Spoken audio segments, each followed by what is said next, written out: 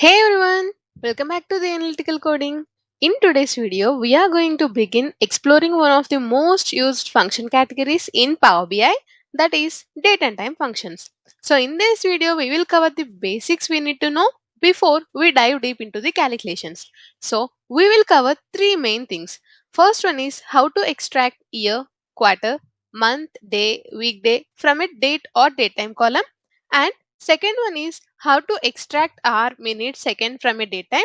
And the third one is how to get the current date and time using the built-in functions. So before learning the DAX functions, let us see what are the data types that Power BI supports related to the dates or date times. We are having five different data types to handle date and time. So the first type is date. So which stores only the date but not the time. So the most common use cases of this data type is calendar dates, birthdays, or filtering by days. So coming to the second data type, so it is date or time. So it stores both the date and time. So the most common use cases of this data type are timestamps or recording the transactions and log. And coming to the next data type we are having, that is time. So which stores only the time but not the date. So this is mostly used in the scenario where we want to record the shift schedules or time based analysis. And coming to the next data type, that is date, time and time zone. So where it stores date, time along with the time zone. So it is used mostly in global time zones and less common in the visuals. And coming to the next data type, duration. So which represents a time span, that is 3 days, 12 hours, 45 minutes. So the most common use case is time taken between two events or task durations. So out of these five data types, the most commonly used one in real-time projects are date and datetime data types. So these are the data types we use in most of our visuals and calculations. So we are working on these columns today. So here you can see we are having both date and datetime columns, right? So in case of date column, you can see we are having only the date values but not the time. So for this date column, the time is always 12 a.m. by default. So but in date or time, we have both date and time stored together. So let us start with the date functions. So firstly, let us see how to extract year, quarter, month, day and weekday from date or date time. So here, coming to the year function, it returns year of a date as 4-digit integer. So here you can see the syntax. It either takes date from a column or text that has date or an expression that returns the date.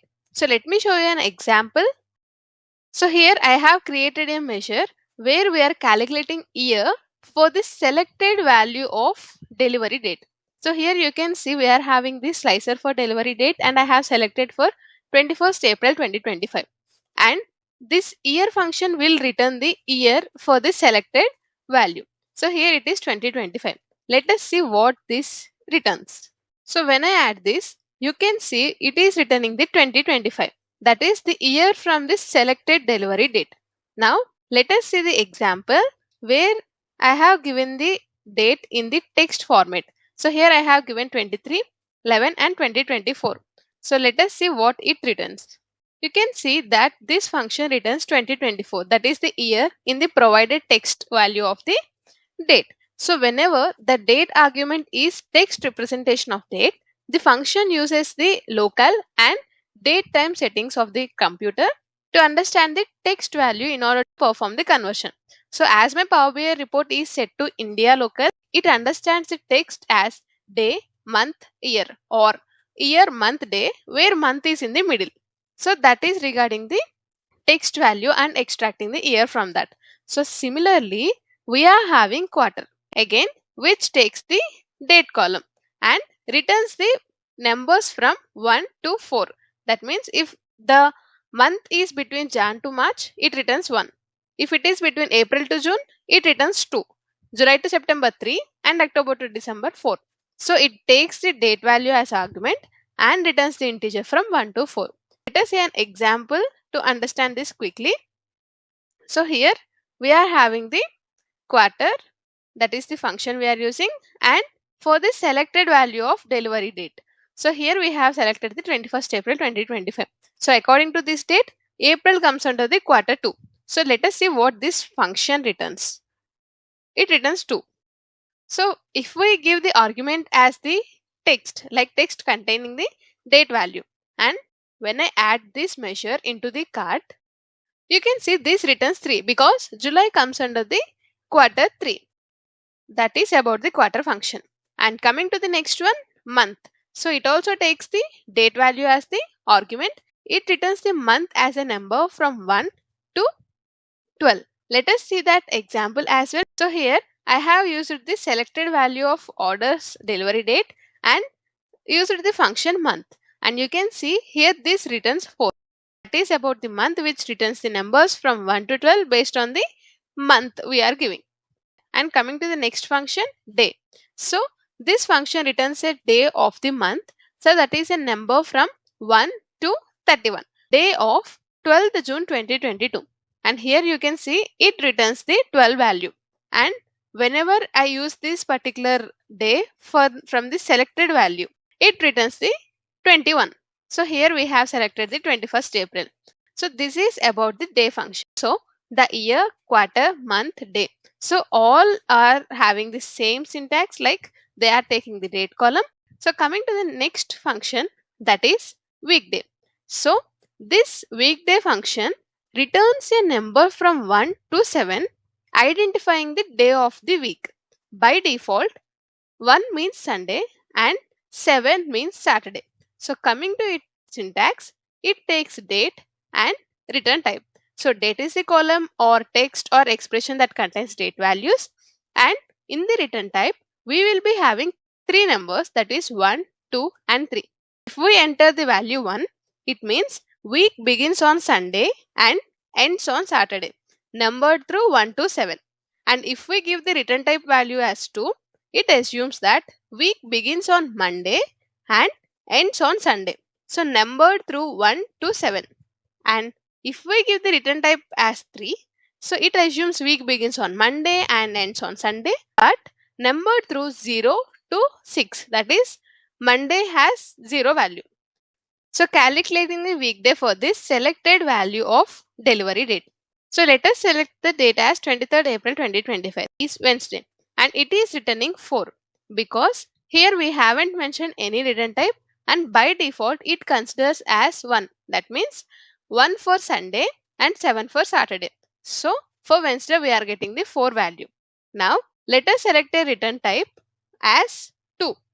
So here for Wednesday we will be getting the value as 3.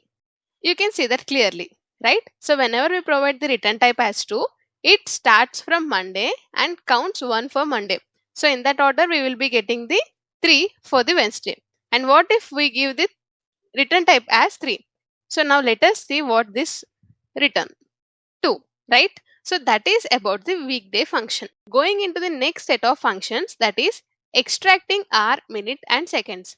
So here coming to the hour function, again it takes the date time column as an argument and it returns the hour as a number from 0 to 23. So 0 means 12 am, 23 means 11 pm. So it takes date time as an argument. So here I have used the hour function on the selected value of delivery date. Here you can see the delivery date is of date data type. That means it will not store any time value. So for these scenarios, the hour function returns 12. That means 0. By default, if we provide the date with year, month and day without hour or minutes or seconds, it returns 0. That means 12 am. Otherwise, it returns whichever time we provide. So let us see what it returns for this delivery date. So you can see this function returns 0 for this selected delivery date. Let us change this measure to the selected value of order date time. Here I have selected the order date time, that is 5th Jan 2025, and here we are having the hours as 13, that means 1 pm. So let us see what this function returns. Here you can see this function is returning the 13 value. What if we are taking the hour for the text data type and here I have mentioned 3 p.m. Okay, now let us see what this function returns. So the 3 p.m. in 24-hour format is 15. Yes, we can say this function is returning the 15 value. So this is the functionality of our function. Similarly, we are having the minute function which returns an integer from 0 to 59. So representing the minutes. Here we are having the example where we are extracting the minute from the specified text data type. That is, here we are having 1:45 p.m. So the minutes are 45, right? So it is returning correctly. And similar to that of minute, we are having the seconds function. So second function also takes the date time and it returns the seconds from the provided date time value. Let us see how this second function returns for the selected value of order's date time. So here we are having 32 seconds, right? So this function also returning the 32. So that is about the second function which returns the seconds in the range of 0 to 59. Going into the next set of functions, how to get current system date or time. So Power BI offers two simple functions. One is today. So this gives us the current date. So it is useful when we need to have the current date displayed on the worksheet regardless of when we open the workbook, and it is also useful in calculating the intervals. So this function returns the current date and time as 12 a.m. So let us see this as well. Here, this today function is returning the date and the time as 12 a.m. So this today function only returns the date and the default time is 12 a.m. And going into the next function, now. So this now function gives the current date and also the current time. So it is similar to that of today function, but it gives the exact time as well. So here you can see I have used this particular now function and you can see it gives the exact time. So that is about the basics of date and time functions. In the next part, we will be seeing functions related to date differences and additions. So don't forget to subscribe and turn on the bell icon so you don't miss any videos. See you in the next video. Thanks for watching.